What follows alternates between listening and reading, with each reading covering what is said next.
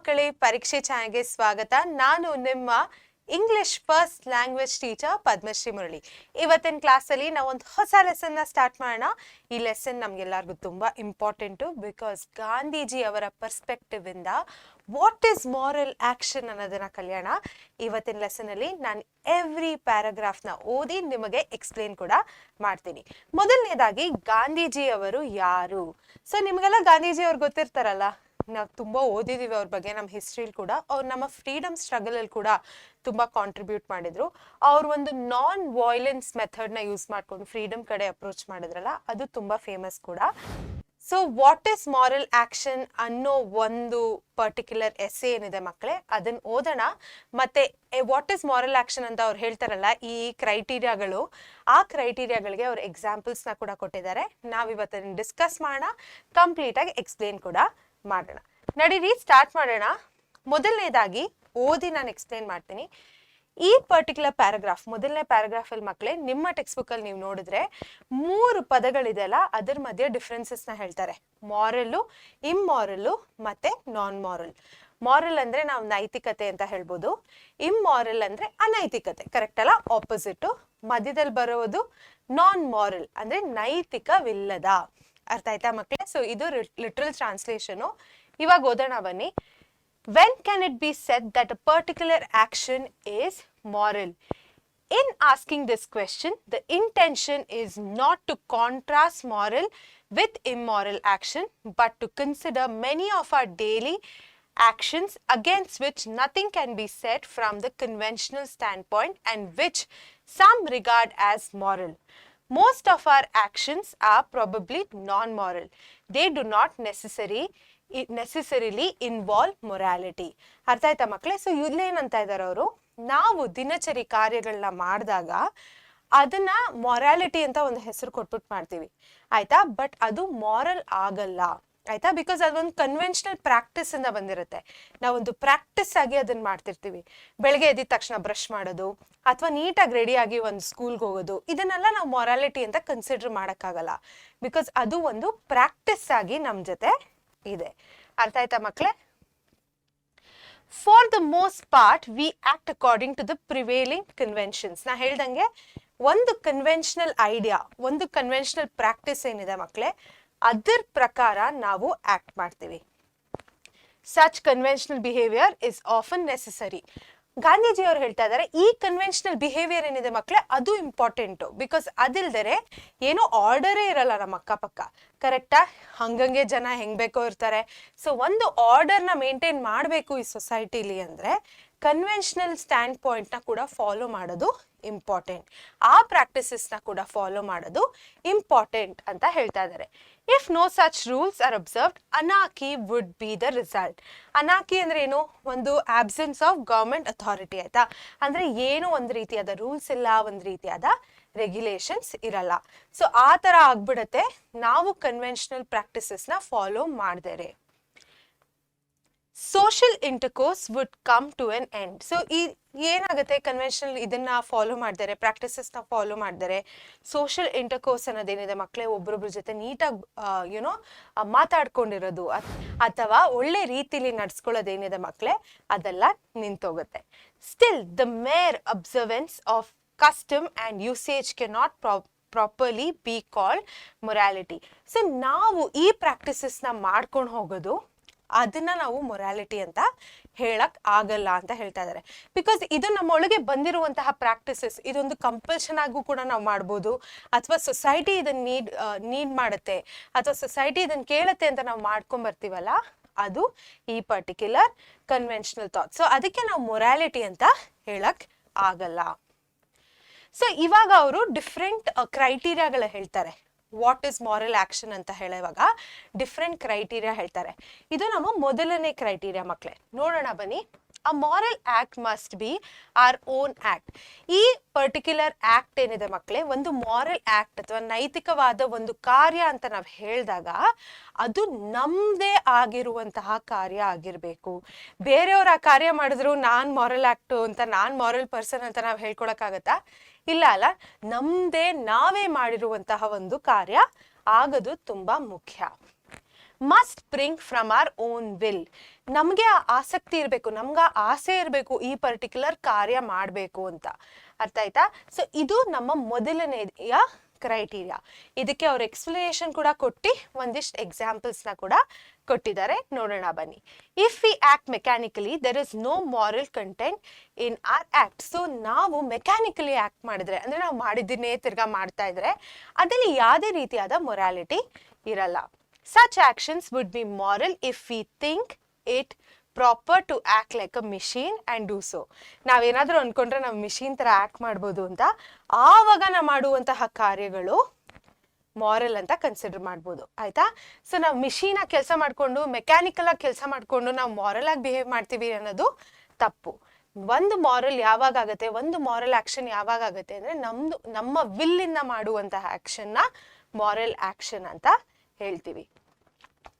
For in doing so, we use our discrimination. We should bear in mind the distinction between acting mechanically and acting intentionally. ಇಲ್ಲಿ ಎರಡು ಪದಗಳು ಕೊಟ್ಟಿದ್ದಾರೆ, mechanically, intentionally. Mechanically ಅಂದ್ರೆ ನಡ್ಕೊಂಡ್ ಬರ್ತಿರೋದನ್ನೇ ನಾವು follow ಮಾಡೋದು, ಒಂದು ಮಿಷಿನ್ ತರ ಫಂಕ್ಷನ್ ಮಾಡ್ತಿರೋದು. ಆಯ್ತಾ?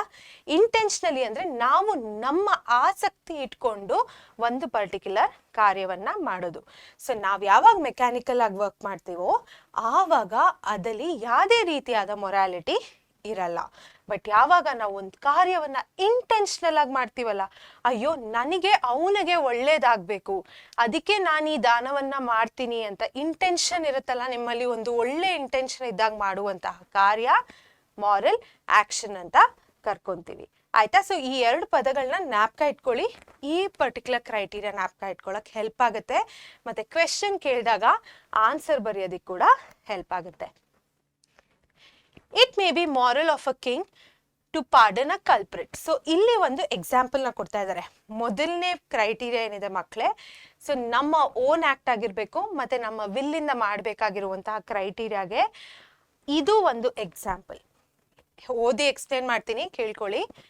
It may be moral of a king to pardon a culprit, but the messenger bearing the order of pardon plays only a mechanical part in the king's moral act.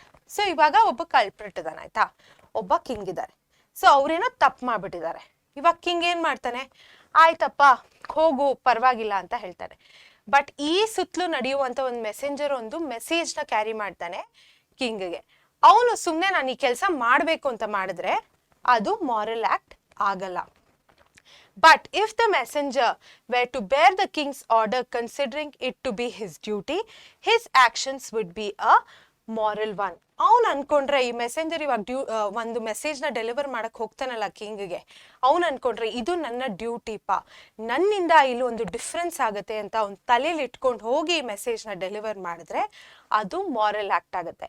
ಈ ಎರಡು particular difference ಏನು ಮಕ್ಕಳೇ? ಒಂದಲ್ಲಿ ಅವನು mechanical ಆಗಿ act ಮಾಡ್ತಾ ಇದ್ದಾನೆ, ಇನ್ನೊಂದಲ್ಲಿ ಅವನು intentional ಆಗಿ ಆಕ್ಟ್ ಮಾಡ್ತಾ ಇದ್ದಾನೆ. ಇದನ್ನ ತಲೆ ಇಟ್ಕೊಳ್ಳಿ. ಈ ಎಕ್ಸಾಂಪಲ್ ಮುಖ್ಯ. ನಿಮ್ಮ ಎಕ್ಸಾಮ್ ಅಲ್ಲಿ ಕೇಳ್ತಾರೆ ಕ್ರೈಟೀರಿಯಾಗಳೇನು, ಅದರ ಎಕ್ಸಾಂಪಲ್ ಕೊಡಿ.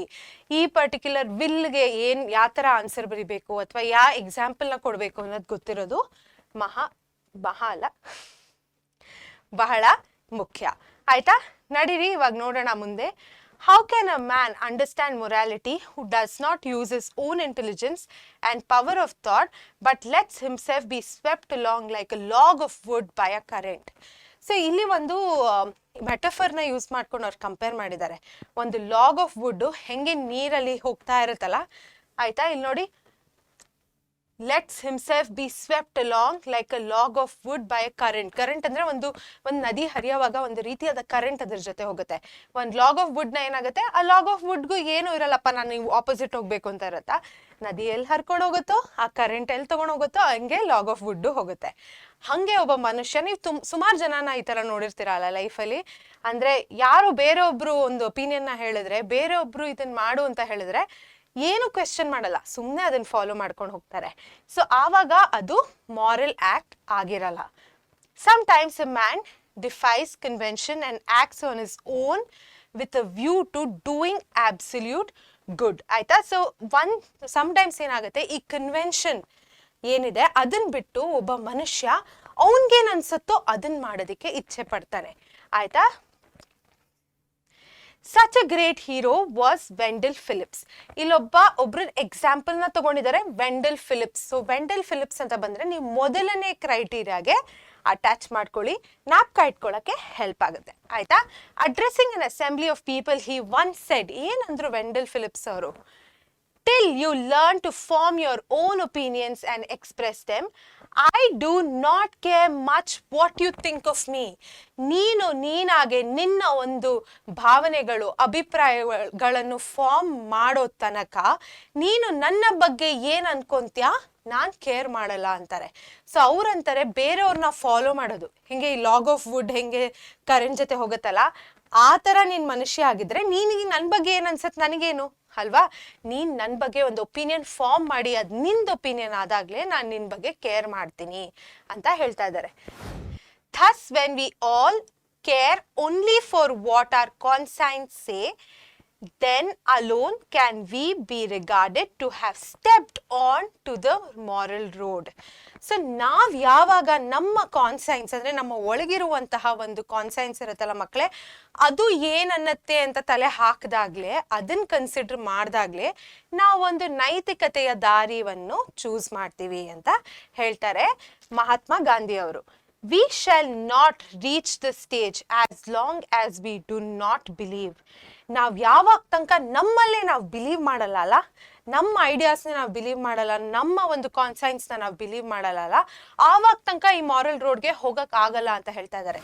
ಸೊ ಈ ಒಂದು ಬಿಲೀಫ್ ಇದೆಯಲ್ಲ ಮಕ್ಕಳೇ, ಇದು ನಮ್ಮಲ್ಲೇ ಇರುವಂತಹ ಬಿಲೀಫ್ ಅಲ್ಲ, ಬಟ್ ದೇವ್ರು ನಮ್ಮ ಈ ಕಾರ್ಯಗಳನ್ನೆಲ್ಲ ವಿಟ್ನೆಸ್ ಮಾಡ್ತಾ ಇದ್ದಾನೆ ಅನ್ನೋ ಒಂದು belief.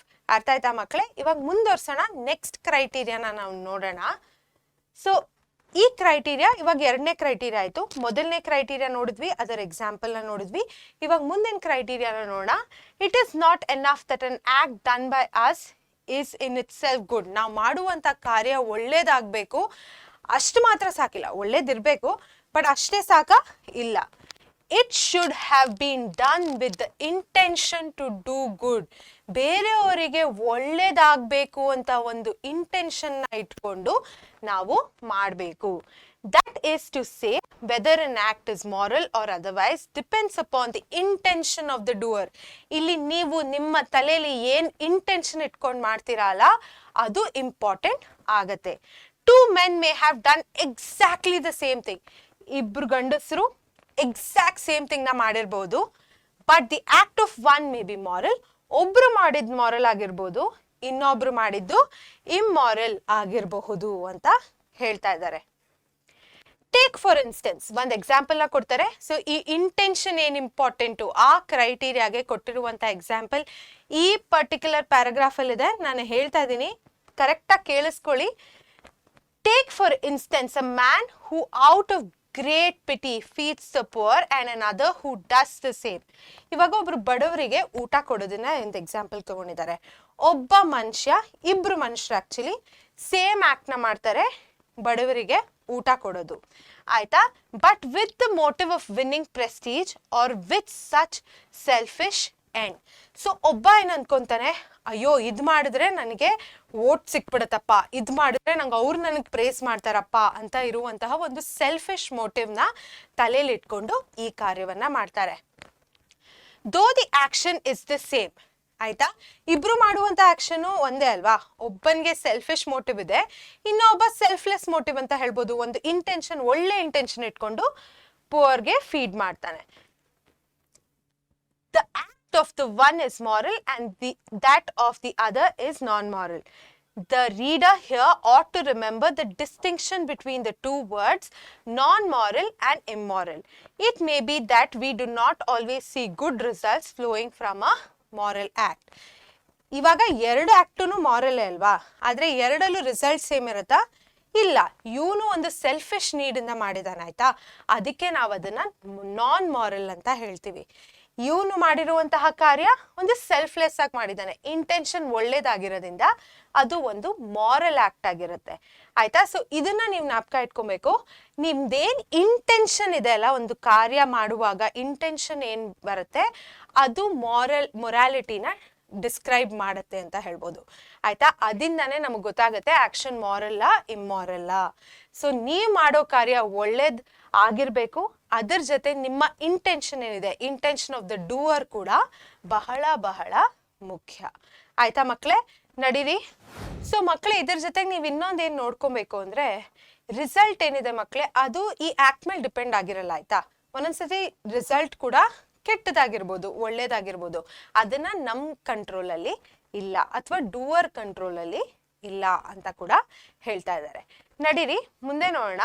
While thinking of morality, all that we need to see is that the act is good and it's done with good intention. ಇದನ್ನ ನಾನು ಹೇಳ್ದೆ ಅಲ್ವಾ ನಿಮ್ಗೆ, ಒಂದು ಆಕ್ಟ್ ಗುಡ್ ಆಗಿರ್ಬೇಕು, ಇಂಟೆನ್ಷನ್ ಕೂಡ ಒಳ್ಳೇದಾಗಿರ್ಬೇಕು. The result of an action is not within our control. God alone is the giver of fruit. Historians have called Emperor Alexander Great. ಇದು ಎರಡನೇ ಎಕ್ಸಾಂಪಲ್ ಮಕ್ಕಳೇ. ಅಲೆಕ್ಸಾಂಡರ್ ದ ಗ್ರೇಟ್ ಇದಾರಲ್ಲ, ಅವ್ರ ಎಕ್ಸಾಂಪಲ್ ನ ತಗೊಂಡಿದ್ದಾರೆ. ಇವರೊಬ್ರು emperor ಆಗಿದ್ರು. Wherever he went in the course of his conquest, he took the Greek language and Greek culture, art and manners, and today we enjoy the benefits of Greek civilization. Alexander the great ಅಂತ ನಾವೇನಂತೀವಿ, ಈ emperor ಅವರು ಎಲ್ಲೇ ಹೋದ್ರು ಅವ್ರ ಜೊತೆ Greek culture, ಅವ್ರ language, art ಎಲ್ಲದನ್ನ ಅವ್ರ ಜೊತೆ ತಗೊಂಡೋದ್ರು ಆಯ್ತಾ. ಅಂಡ್ ಇವತ್ತು ನಾವು ಎಷ್ಟೋ ರೀತಿಲಿ ಗ್ರೀಕ್ ಸಿವಿಲೈಸೇಷನ್ ನ ಒಂದು ಪಾರ್ಟ್ಸ್ ನ ನಾವು ಒಳಗೆ ಇಟ್ಕೊಂಡಿದೀವಿ ಆಯ್ತಾ. But the intention of Alexander behind all this was only conquest and renown. So ಅವನು ಈ ಪರ್ಟಿಕ್ಯುಲರ್ ಕಾರ್ಯವನ್ನ ಮಾಡಿದಾಗ ಅವನಿಗೆ ಸೆಲ್ಫಿಶ್ ನೀಡ್ಸ್ ಅನ್ನೋದು ಒಂದು ಅವನಲ್ಲಿತ್ತು ಆಯ್ತಾ. ಅವನಿಗೆ ಬರೀ ಕಾನ್ಕ್ವೆಸ್ಟ್ ಆಗಿರ್ಬೇಕು, ಅದನ್ನ ಮಾತ್ರ ಅವನಿಗೆ ಬೇಕಿತ್ತು. ಬಟ್ ಅವ್ನು ಯಾವುದೇ ರೀತಿಯಾದ ಒಂದು ಒಳ್ಳೆ ಇಂಟೆನ್ಷನ್ ಇಂದ ಮಾಡಿಲ್ಲ ಅಂತ ನಾವು ಹೇಳ್ಬೋದು. ಅದಕ್ಕೆ ಇಂಟೆನ್ಷನ್ ತುಂಬಾ ತುಂಬಾ ಮುಖ್ಯ. Who can therefore say that his actions were moral? ನೀವ್ ಹೇಳ್ತೀರಾ ಇವಾಗ ಅವ್ರ ಆಕ್ಷನ್ ಮಾರಲ್ ಆಗಿತ್ತು ಅಂತ? ಇಲ್ಲ ಅಲ್ಲ, ಬಿಕಾಸ್ ಅವ್ರ ಮನ್ಸಲ್ಲಿ ಇದ್ದಿದ್ದ ಇಂಟೆನ್ಷನ್ನೇ ಬೇರೆ. It was all right that he was termed great, but moral he cannot be called. ಅವ್ರನ್ನ ಗ್ರೇಟ್ ಅಂತ ಟರ್ಮ್ ಮಾಡಿರೋದು ಒಳ್ಳೇದು, ಬಟ್ ಅವ್ರನ್ನ ಮಾರಲ್ ಅಂತ ಕರೆಯಕ್ಕಾಗತ್ತಾ? ಅದು ಕರೆಯಕ್ಕಾಗಲ್ಲ ಅಂತ ಹೇಳ್ತಾ ಇದ್ದಾರೆ ಗಾಂಧೀಜಿ ಅವರು. ಸೊ ನೀವ್ ಮಾಡೋ ಕಾರ್ಯ ಒಳ್ಳೇದಾಗಿದ್ರೆ ಅದರ ಜೊತೆಗೆ ಇಂಟೆನ್ಷನ್ ಕೂಡ ಒಳ್ಳೇದಾಗಿರ್ಬೇಕು. ಇದರಲ್ಲಿ 2 ಎಕ್ಸಾಂಪಲ್ ನಾವು ನೋಡಿದ್ವಿ, ಅದನ್ನ ಕೂಡ ಜ್ಞಾಪಕ ಇಟ್ಕೊಳ್ಳಿ, ಎಕ್ಸಾಮ್ ಅಲ್ಲಿ ಬರಿಬೇಕಾಗತ್ತೆ. ಇವಾಗ ಮುಂದೆ ನೋಡೋಣ. The reflections prove that it is not enough for an moral act to have been done with good intention, but it should have been done without compulsion. ಈ ಟರ್ಮ್ ಜ್ಞಾಪಕ ಇಟ್ಕೊಳ್ಳಿ. ಯಾರು ನಿಮ್ಮನ್ನ ಫೋರ್ಸ್ ಮಾಡಬಾರ್ದು ಆ ಪರ್ಟಿಕ್ಯುಲರ್ ಮಾರಲ್ ಆಕ್ಷನ್ ನ perform ಮಾಡೋದಿಕ್ಕೆ. ಇದು ಎಕ್ಸ್ಟರ್ನಲ್ ಫೋರ್ಸ್ ಆಗಿದ್ರು ಇರ್ಬೋದು, ಅಥವಾ ನಮ್ಮೊಳಗಿರುವಂತಹ ಕಂಪಲ್ಷನ್ ಕೂಡ ಇರಬಾರ್ದು. ಇದು ನಿಮ್ಮ ವಿಲ್ ಇಂದ ಮಾಡಬೇಕು, ಯಾವುದೇ ರೀತಿಯಾದ ಕಂಪಲ್ಷನ್ ಇಂದ ಮಾಡಬಾರ್ದು. There is no morality whatever in my act if I rise early out of the fear that if I am late for my office I may lose my situation. ಇವಾಗ ಎಷ್ಟೊಂದು ಜನ ಆಗತ್ತಲ್ಲ ಆಯ್ತಾ, ಬೆಳಗ್ಗೆ ಮಲಗಿದ್ದಾಗ ಸಡನ್ ಆಗಿ ಬೇಗ ಎದ್ದು ರೆಡಿ ಆಗ್ಬಿಟ್ಟು ಹೊರಟ್ಬಿಡ್ತೀರಾ. ಅದ್ರಲ್ಲಿ ಯಾವುದೇ ರೀತಿಯಾದ ಮೊರಾಲಿಟಿ ಇಲ್ಲ. ಯಾಕೆ ಹೇಳಿ, ನಮ್ ತಲೆ ನಾವೇನಾದ್ರೂ ಅನ್ಕೊಂಡ್ರೆ ನಾನ್ ಲೇಟಾಗಿ ಹೋದ್ರೆ ನಂದೇನ್ ಪೊಸಿಷನ್ ಇದೆ ಅದು ಹೊಟ್ಟೋಗತ್ತೆ ಅಂತ ಅನ್ಕೊಂಡ್ರೆ ಅದ್ರಲ್ಲಿ ಮೊರಾಲಿಟಿ ಇರುತ್ತಾ? ಇಲ್ಲ. ಅದೊಂದು ಕಂಪಲ್ಸಿವ್ ಬಿಹೇವಿಯರ್ ಆಗಿ ಕಾಣ್ಕೊಳ್ಳುತ್ತೆ ಅಲ್ವಾ ಮಕ್ಳೇ. So similarly there is no morality in my living a simple life and unpretentious life if I have not the means to live otherwise.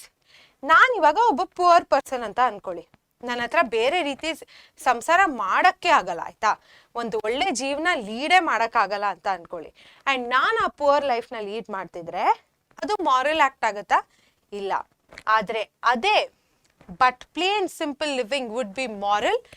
ಯಾವಾಗ ಇದು ಪ್ಲೇನ್ ಸಿಂಪಲ್ ಲಿವಿಂಗ್ ಮಾರಲ್ ಆಗಿರುತ್ತೆ? ಇಫ್ ದೋ ವೆಲ್ತಿ, ನನ್ನ ಹತ್ರ ತುಂಬಾ ದುಡ್ಡಿದೆ, ನಾನೊಂದು ಶ್ರೀಮಂತೆ, I think all the want and misery in the world about me and feel that I ought to live a plain simple life and not one of ease and luxury. ನನ್ನ ಹತ್ರ ಅಷ್ಟು ದುಡ್ಡಿರುತ್ತೆ ಆಯ್ತಾ, ನಾನು ಆ ಕಡೆ ಈ ಕಡೆ ಜನಗಳನ್ನ ನೋಡ್ತೀನಿ, ಎಷ್ಟು ಮಿಸರಿಲಿ ಇದಾರಪ್ಪ, ನಾನು ಈ ತರ ಲೈಫ್ ಲೀಡ್ ಮಾಡಿದ್ರೆ ಸ್ವಲ್ಪ ಹೆಲ್ಪ್ ಆಗುತ್ತೆ ಅಂತ ನಾನು ಒಂದು ಪ್ಲೇನ್ ಸಿಂಪಲ್ ಲೈಫ್ ನ ಲೀಡ್ ಮಾಡಿದ್ರೆ ಅದು ಒಂದು ಮಾರಲ್ ಆಕ್ಟ್ ಆಗುತ್ತೆ. ಬಿಕಾಸ್ ಅದರಿಂದ ಯಾವುದೇ ರೀತಿಯಾದ ಕಂಪಲ್ಷನ್ ಇಲ್ಲ, ಆಯ್ತಾ, ಒಂದು ಗುಡ್ ಆಕ್ಟ್ ಕೂಡ, ಅಂಡ್ ಯಾವುದೇ ರೀತಿಯಾದ ಕೆಟ್ಟ ಇಂಟೆನ್ಷನ್ ಕೂಡ ಇಲ್ಲ. ಅರ್ಥ ಆಯ್ತಾ? ಸೊ ಅದು ಒಂದು ಮಾರಲ್ ಆಕ್ಟ್ ಅಂತ ಕರ್ಕೊಳ್ಳುತ್ತೆ. ಇದು ಒಂದು ಎಕ್ಸಾಂಪಲ್ ಮಕ್ಕಳೇ, ಈ ಪರ್ಟಿಕ್ಯುಲರ್ ಕಂಪಲ್ಷನ್ ಅಂತ ನಾಪ್ಕ ಇಟ್ಕೊಂಡಿದ್ದೀರಲ್ಲ ಆ particular ಕ್ರೈಟೀರಿಯಾಗೆ. Likewise, it is only selfish and not moral of an employer to sympathize with his employees or to pay them higher wages lest they leave him. ಅವನ್ಗೆ ಇವಾಗ ಒಬ್ಬ ಎಂಪ್ಲಾಯರ್ ಇದ್ದಾನೆ, ಆಯ್ತಾ, ಅವ್ರ ಟೀಮಲ್ಲಿ ಒಂದು 10 ಜನ ಇದ್ದಾರೆ ಅಂತ ಅನ್ಕೊಳ್ಳಿ. ಆ 10 ಜನಗಳಿಗೆ ಚೆನ್ನಾಗಿ ಪ್ರೇಸಸ್ ಕೊಡ್ತಾರೆ, ಚೆನ್ನಾಗಿ ಅಪ್ರೇಸಲ್ಸ್ ಕೂಡ ಕೊಡ್ತಾರೆ, ತುಂಬಾ ಸ್ಯಾಲ್ರಿ ಕೂಡ ಇನ್ಕ್ರೀಸ್ ಮಾಡ್ತಾನೆ. ಇದು ಮಾಡಿದಾಗ ಅವನ ತಲೆಯಲ್ಲಿ ಏನಿರುತ್ತೆ, ಅವನ ತಲೆಯಲ್ಲಿ ಏನಾದ್ರು ಇದ್ರೆ, ನಾನು ಇದು ಮಾಡ್ದಿರ ಅವ್ರು ನನ್ ಬಿಟ್ಟೊಟ್ಟೋಗ್ತಾರಪ್ಪ ಅಂತ ಏನಾದ್ರು ತಲೆಯಲ್ಲಿದ್ರೆ ಅದು ಮಾರಲ್ ಆಕ್ಟ್ ಅಂತ ಕರ್ಕೊಳ್ಳಲ್ಲ. It would be moral if the employer wished well of them and treated them kindly, realizing how he owed his prosperity to them. ಇವಾಗ ಅವನು ಒಳ್ಳೇದಿದೆಲ್ಲ ಮಾಡಿದ್ರೆ ಅವ್ರಿಗೊಂದು ಗುಡ್ ಪ್ರೇಸಸ್ ಕೊಟ್ಟು ಒಳ್ಳೆ ಒಂದು ರೇಟಿಂಗ್ ಕೊಟ್ಟು ಅಪ್ರೇಸಲ್ ಕೊಟ್ಟಾಗ ಅವನ ತಲೆಯಲ್ಲಿ ಇವ್ರುಗಳಿಂದಾನೇ ನಾನು ಈ ಪೊಸಿಷನ್ ಅಲ್ಲಿ ನಿಂತಿದ್ದೀನಿ, ಇವ್ರುಗಳಿಂದಾನೇ ನಂಗೆ ಸಕ್ಸಸ್ ಸಿಕ್ಕಿದೆ ಅಂತ ಏನಾದ್ರು ಇದ್ರೆ ಆವಾಗ ಅವನ್ ಆಕ್ಟ್ ಮಾರಲ್ ಅಂತ ಕರ್ಕೊಳ್ಳುತ್ತೆ. This means that for an act to be moral, it has to be free from fear and compulsion. ಅಲ್ಲಿ ನಾವು ಹಿಂದಿನ ಸ್ಲೈಡ್ ಅಲ್ಲಿ ನೋಡಿದಾಗ ಬರೀ ಕಂಪಲ್ಷನ್ ಅಂತ ಕೊಟ್ಟಿದ್ರು, ಬಟ್ ಇಲ್ಲಿ ನೀವು ನೋಡಿದಾಗ free from fear and compulsion ಅಂತ ಕೊಟ್ಟಿದ್ದಾರೆ. ಇದು ಒಂದು ಕಂಪ್ಲೀಟ್ ಕ್ರೈಟೀರಿಯಾ ಅಂತ ನಾವು ಹೇಳ್ಬೋದು. ಯಾವುದೇ ಒಂದು ಮಾರಲ್ ಆಕ್ಟ್ ಮಾಡುವಾಗ ಭಯದಿಂದ ಮಾಡಬಾರ್ದು ಮತ್ತೆ ಕಂಪಲ್ಷನ್ ಇಂದ ಮಾಡಬಾರ್ದು ನಾವು, ಆಯ್ತಾ. Free from fear and compulsion ಇದು ಜ್ಞಾಪಕ ಇಟ್ಕೊಳ್ಳಿ, ಇದು ಕ್ರೈಟೀರಿಯಾ ಕೂಡ, ಆಯ್ತಾ. ನಾವು ಎಕ್ಸಾಂಪಲ್ ಕೂಡ ನೋಡಿದೀವಿ ಇದಕ್ಕೋಸ್ಕರ. When the peasants rose in revolt and with bloodshot eyes went to King Richard II of England demanding their rights, he granted them the rights under his own seal and signature. So ಈ farmers ಒಬ್ರು ಏನಿದ್ರು ಮಕ್ಕಳೇ, ಅವ್ರ ರೈಟ್ಸ್ಗೋಸ್ಕರ demand ಮಾಡ್ಬಿಟ್ಟು king Richard II ಹತ್ರ ಹೋದ್ರಲ್ಲ England ಅಲ್ಲಿ, ಆವಾಗ ಅವನು ಏನ್ ಮಾಡ್ದ, ಎಲ್ಲಾ ರೈಟ್ಸ್ನು ಗ್ರಾಂಟ್ ಮಾಡ್ಬಿಟ್ಟ, ಅವನ್ ಸೀಲು ಸಿಗ್ನೇಚರ್ ಎಲ್ಲ ಹಾಕಿ ಕೊಟ್ಬಿಟ್ಟ. ಇದನ್ನ ನಾವು ಮಾರಲ್ ಆಕ್ಟ್ ಅಂತ ಅನ್ಕೊಬಹುದು, ಬಟ್ ಇದು ಅವನಾಗೆ ಅವ್ನು ಮಾಡದ್ನ ಇಲ್ಲ, ಅದೊಂದು ರೀತಿಯಾದ ಕಂಪಲ್ಷನ್ ಇತ್ತು, ಒಂದು ರೀತಿಯಾದ ಭಯ ಇತ್ತು. ಸೊ ಅದನ್ನ ನಾವು ನಾನ್ ಮಾರಲ್ ಅಂತ ಹೇಳ್ಬೋದು, ಆಯ್ತಾ. But when the danger was over he forced them to surrender the letters. ಯಾವಾಗ ಈ ಒಂದು ಡೇಂಜರ್ ಹೊಟ್ಟೋಯ್ತಲ್ಲ ಆವಾಗ ಇವ್ರನ್ನೆಲ್ಲ ಕರ್ದಿ ತಂದ್ಕೊಟ್ಬಿಡಪ್ಪ ಲೆಟರ್ಸು, ಈ ಲೆಟರ್ನ ವಾಪಸ್ ರಿಟರ್ನ್ ಮಾಡ್ಬಿಡು ಅಂತ ಫೋರ್ಸ್ ಮಾಡ್ದ. ಇದು ಮಾರಲ್ ಮಕ್ಕಳೇ? ಖಂಡಿತ ಅಲ್ಲ, ಆಯ್ತಾ. ಅನೈತಿಕ, ಇದು ಇಮ್ಮಾರಲ್ ಈ ಒಂದು ಮಾಡಿರುವಂತಹ ಕಾರ್ಯ.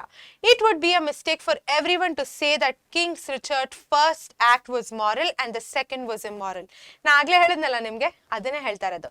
ಮೊದಲನೇ ಆಕ್ಟ್ ಮಾರಲ್ ಅಂತ ನಾವು ಹೇಳಕ್ ಆಗಲ್ಲ, ಬಿಕಾಸ್ ಅವನು ಒಂದು ರೀತಿಯಾದ ಫಿಯರ್ ಅಥವಾ ಕಂಪಲ್ಷನ್ ಇಂದ ಮಾಡಿರುವಂತಹ ಕಾರ್ಯ ಅದು. For his first act was done only out of fear. ನಾ ಹೇಳಿದ್ನಲ್ಲ ನೋಡಿ, and had not an iota of morality about it. Just as a moral action should be free from fear or compulsion, so should there be no self-interest behind it. ನಾವೊಂದು moral action ಅನ್ನು ಮಾಡುವಾಗ ಯಾವುದೇ ರೀತಿಯಾದ self interest ಅದಕ್ಕೆ attach ಆಗಿರಬಾರ್ದು, ಆಯ್ತಾ. This is not to say that action prompted by self-interest are all worthless. ಇದನ್ನ ಅವ್ರು ಏನಂತ ಇದ್ದಾರೆ, ನೀನ್ ಸೆಲ್ಫ್ ಇಂಟ್ರೆಸ್ಟ್ ಇಂದ ಏನಾದ್ರು ಮಾಡಿದ್ರೆ ಅದೆಲ್ಲ ವರ್ತ್ಲೆಸ್, ಅದನ್ನ ಹೇಳ್ತಿಲ್ಲ ಅವರು. ಅವ್ರು ಏನ್ ಮೀನ್ ಮಾಡ್ತಾ ಇದಾರೆ ಅಂದ್ರೆ, but only that to call them moral would detract from the dignity of the moral idea. So ಇದು ನೀವು ಸೆಲ್ಫ್ ಇಂಟ್ರೆಸ್ಟ್ ಇಂದ ಮಾಡಿದ್ರು ಕಾರ್ಯ ಮಾಡ್ಬೋದು, ಆಯ್ತಾ, ಬಟ್ ಅದನ್ನ ಮಾರಲ್ ಅಂತ ನಾವು ಕರಿಯಕ್ ಆಗಲ್ಲ ಅಂತ ಹೇಳ್ತಾ ಇದ್ದಾರೆ. That honesty can not long endure which is practiced in the belief that it is the best policy. So ಮಕ್ಕಳೇ, ಇವಾಗ honesty is the best policy ಅಂತ ನಾವೆಲ್ಲ ಕೇಳಿದೀವಲ್ಲ, ಚಿಕ್ಕ ಮಕ್ಕಳಿಂದ ನಮ್ಮ ಅಪ್ಪ ಅಮ್ಮ ಟೀಚರ್ಸ್ ಎಲ್ಲರೂ ಹೇಳ್ತಾರೆ. ಬಟ್ ನಾವದು ಬೆಸ್ಟ್ ಪಾಲಿಸಿ ಅಂತಾನೆ ನಾವು ನಿಜ ಹೇಳಿದ್ರೆ ತಪ್ಪಾಗತ್ತಲ್ವಾ. ನಮಗ್ ನಿಜ ಹೇಳ್ಬೇಕು, ನಮಗ್ ನಿಜ ಹೇಳಿದ್ರೆ ನಮಗ್ ಒಳ್ಳೇದಾಗತ್ತೆ, ಅಥವಾ ನಾವ್ ಅದನ್ನ ಬಿಲೀವ್ ಮಾಡ್ತೀವಿ ಅಂತ ಅನ್ಕೊಂಡು ನಿಜ ಹೇಳಿದಾಗ ಆವಾಗ ಅದು ಒಂದು ಮಾರಲ್ ಆಕ್ಟ್ ಆಗುತ್ತೆ, ಅಥವಾ ನಾವು ಒಂದು ಮಾರಲ್ ಆಕ್ಟ್ ಮಾಡ್ತಿದೀವಿ ಅಂತ ಅನ್ಸುತ್ತೆ. ಬಟ್ ನಾವು honesty is the best policy, ಅದು ಒಂದಿದೆಪ್ಪ ನಾ ಅದನ್ನ ಫಾಲೋ ಮಾಡಬೇಕು ಅಂತ ಮಾಡ್ಕೊಂಡು ಮಾಡಿದ್ರೆ ಅದು ಮಾರಲ್ ಆಕ್ಟ್ ಆಗಿರಲ್ಲ ಮಕ್ಕಳೇ. ಸೊ ಇದನ್ನ ತಲೆಗಿಟ್ಕೊಳ್ಳಿ. ನಿಮ್ಗೆ ಈ ಪರ್ಟಿಕ್ಯುಲರ್ ಒಂದು ಕ್ರೈಟೀರಿಯಾ ಕೊಟ್ಟಾಗ honesty is the best policy ಅಂತ ಜ್ಞಾಪಕ ಇಟ್ಕೊಂಡು ಅದನ್ನ ಎಕ್ಸ್ಪ್ಲೇನ್ ಕೂಡ ಮಾಡಿ, ಆಯ್ತಾ. ಅದ್ರ ಜೊತೆಗೆ ಶೇಕ್ಸ್ಪಿಯರ್ ಅವರು ಏನಂದಿದ್ದಾರೆ ಅದನ್ನು ಕೊಟ್ಟಿದ್ದಾರೆ. Love born out of the profit motive is no love. ಇವಾಗ ಒಂದು ಪ್ರೀತಿ ಅನ್ನೋದಿದೆ ಅಲ್ಲ, ಪ್ರೀತಿಯಿಂದ ನನಗೊಂದು ಪ್ರಾಫಿಟ್ ಸಿಗತ್ತಪ್ಪ, ಅದರಿಂದ ನಂಗೊಂದು ಗೇನ್ ಇದೆ ಅಂತ ಅನ್ಕೊಂಡ್ ಮಾಡಿದ್ರೆ ಪ್ರೀತಿ, ಆವಾಗ ಅದು ಪ್ರೀತಿ ಅಲ್ಲ, ಅದೊಂದು ಮಾರಲ್ ಆಕ್ಟ್ ಆಗಲ್ಲ ಅಂತ ಕೂಡ ಹೇಳ್ತಾ ಇದ್ದಾರೆ ಶೇಕ್ಸ್ಪಿಯರ್ ಅವರು. ಇದನ್ನ ಶೇಕ್ಸ್ಪಿಯರ್ ಅವ್ರು ಹೇಳಿದ್ದು. ಸೊ ಜ್ಞಾಪಕ ಇಟ್ಕೊಳ್ಳಿ. ಇದನ್ನೇ ಲೈನ್ ನ ನಿಮ್ ಎಕ್ಸಾಮ್ ಅಲ್ಲಿ ಕೊಟ್ಬಿಟ್ಟು ಏನಪ್ಪ ಈ ಕ್ರೈಟೀರಿಯಾ ಅಂತ ಕೇಳ್ಬೋದು, ಸೆಲ್ಫ್ ಇಂಟ್ರೆಸ್ಟ್, ಆಯ್ತಾ. ಸೊ ಇದನ್ನ ಜ್ಞಾಪಕ ಇಟ್ಕೊಳ್ಳಿ, ಬಹಳ ಮುಖ್ಯ. ಮುಂದಿನ ಕ್ರೈಟೀರಿಯಾ ನೋಡೋಣ. Just as an action prompted by the motive of material gain here on earth is non-moral, so also another done for considerations of comfort and personal happiness in an other world is non-moral. ನಾವ್ ಹೆಂಗೆ ಒಂದು material gain, ನನ್ಗೆ ವಸ್ತು ಸಿಕ್ಬಿಡತ್ತಪ್ಪ, ಒಂದು materialistic ಗೇನ್ಗೋಸ್ಕರ ಮಾಡುವಂತಹ ಕಾರ್ಯ ನಾವು ನಾನ್ moral ಅಂತ ಹೇಳ್ತೀವೋ, ಹಂಗೆ ನಾವು ಈ ಪರ್ಟಿಕ್ಯುಲರ್ ಕಾರ್ಯನ ಮಾಡಿದ್ರೆ ನಮ್ಮ ಅದರ್ ವರ್ಲ್ಡ್ ಅಂದ್ರೆ ಮಕ್ಕಳೇ ಹೆಲ್ ಅಥವಾ ಹೆವೆನ್ ಅಲ್ವಾ. ಸೊ ಅಲ್ಲಿ ಹೋದಾಗ ನನಗೆ ಒಂದು ಪರ್ಸನಲ್ ಹ್ಯಾಪಿನೆಸ್ ಸಿಗತ್ತೆ ಅಥವಾ ಕಂಫರ್ಟ್ ಸಿಗತ್ತೆ ಅಂತ ಅನ್ಕೊಂಡ್ ಮಾಡುವಂತಹ ಕಾರ್ಯ ಕೂಡ ತಪ್ಪು. ಸುಮಾರು ಜನ ಹೇಳ್ತಾರಲ್ಲ, ನೀವ್ ಕೇಳಿರ್ತೀರಾ, ನೀನ್ ಇವಾಗ ಇದ್ ಮಾಡು ನಿಂಗೆ ಪುಣ್ಯ ಸಿಗತ್ತೆ, ನೀ ಇವಾಗ ಮಾಡು ನಿಂಗೆ ಸತ್ತ ಮೇಲೆ ಆ ತರ ಹೆಲ್ಪ್ ಆಗುತ್ತೆ, ಹೆವೆನ್ಗೆ ಹೋಗ್ತೀಯಾ, ಆ ತರ ನಾವು ತಲೆಯಲ್ಲಿ ಇಟ್ಕೊಂಡು ಕೆಲಸ ಮಾಡಿದ್ರೆ ಅದನ್ನ ಮಾರಲ್ ಅಂತ ನಾವು ಕರೆಯಕ್ ಆಗಲ್ಲ ಅಂತ ಯಾರು ಹೇಳ್ತಿದ್ದಾರೆ? ಗಾಂಧೀಜಿ ಅವರು ಹೇಳ್ತಿದ್ದಾರೆ. That action is moral which is done only for the sake of doing good. ನನಗೆ ಒಳ್ಳೇದ್ ಮಾಡಬೇಕು, ಅದಕ್ಕೆ ನಾನು ಒಳ್ಳೇದ್ ಮಾಡ್ತಿದ್ದೀನಿ ಅಂತ ಮಾಡುವಂತಹ ಕಾರ್ಯ ಮಾತ್ರ moral action. A great Christian ಯಾರು? Saint Francis Xavier passionately prayed that his mind might always remain pure. For him, devotion to God was not for enjoying a higher seat after death. He prayed because it was man's duty to pray. Francis Xavier ಅವರು ತುಂಬಾ pray ಮಾಡೋರು, ಆಯ್ತಾ. ಇವರು ಮಾಡೋವಾಗ ಅವರು ನಾನು ಈ ತರ ಪ್ರೇ ಮಾಡಿದ್ರೆ ನಾನು ಮುಂದೆ ಹೆವೆನ್ಗೆ ಹೋಗ್ತೀನಿ ಅಂತ ಪ್ರೇ ಮಾಡಲಿಲ್ಲ. ಅವರು ಅದನ್ನ ಡ್ಯೂಟಿ ಅಂತ ತಗೊಂಡು ಪ್ರೇ ಮಾಡಿದ್ರು. ಸೊ ಇದೇನಿದೆ ಮಕ್ಕಳೇ, ಇದು ಒಂದು ಎಕ್ಸಾಂಪಲ್ ಕೂಡ, ಆಯ್ತಾ. The great Saint Teresa wish to have a torch in her right. ಇದು ಕೇಳಿಸ್ಕೊಳ್ಳಿ, ರೈಟ್ ಹ್ಯಾಂಡ್ ಅಲ್ಲಿ ಒಂದು torch and a vessel of water, ಅಂದ್ರೆ ಒಂದು ಮಡಿಕೆಯಲ್ಲಿ ಒಂದು ನೀರನ್ನ ಲೆಫ್ಟ್ ಹ್ಯಾಂಡ್ ಅಲ್ಲಿ ಇಟ್ಕೊಬೇಕು. So that with the one she might burn the glories of the heaven. So ಮಕ್ಕಳೇ, ಇಲ್ಲಿ ಅವ್ರು ಟಾರ್ಚ್ ಅಂದಾಗ ನಿಮ್ದು ಎಲೆಕ್ಟ್ರಿಕ್ ಟಾರ್ಚ್ ಇದೆ ಅಲ್ಲ, ಬ್ಯಾಟ್ರಿ ಹಾಕ್ಬಿಟ್ಟು ತೋರಿಸ್ತಿರಲ್ಲ, ಆ ಟಾರ್ಚ್ ಅಲ್ಲ. ಈ ಒಲಿಂಪಿಕ್ಸ್ ಅಲ್ಲೆಲ್ಲ ನೀವು ಆ ಫೈರ್ನ ನೋಡ್ತಿರಲ್ಲ ಅಂತ ಟಾರ್ಚು. ಸೊ ಅವ್ರು ಏನ್ ವಿಶ್ ಮಾಡಿದ್ರು? ಟಾರ್ಚು ಮತ್ತೆ ವೆಸಲ್ ಆಫ್ ವಾಟರ್ ಇಟ್ಕೊಂಡು ಅವ್ರು ಏನ್ ವಿಶ್ ಮಾಡಿದ್ರು ಮಕ್ಕಳೇ? With the one she might burn the glories of heaven. ಈ ಟಾರ್ಚ್ ಇಂದ ಎಲ್ಲಾ ರೀತಿಯಾದ ಗ್ಲೋರೀಸ್ ಆಫ್ ಹೆವೆನ್ ನ ಬರ್ನ್ ಮಾಡಬೇಕು. And with the other extinguish the fire of hell. ನೀರಿಂದ ಏನು? ಫೈರ್ನ ಎಸ್ಟಿಂಗ್ವಿಶ್ ಮಾಡ್ಬೋದಲ್ಲ, ನೀರ್ ಹಾಕಿದ್ರೆ ಫೈರ್ ಸ್ಟಾಪ್ ಆಗ್ಬಿಡುತ್ತೆ.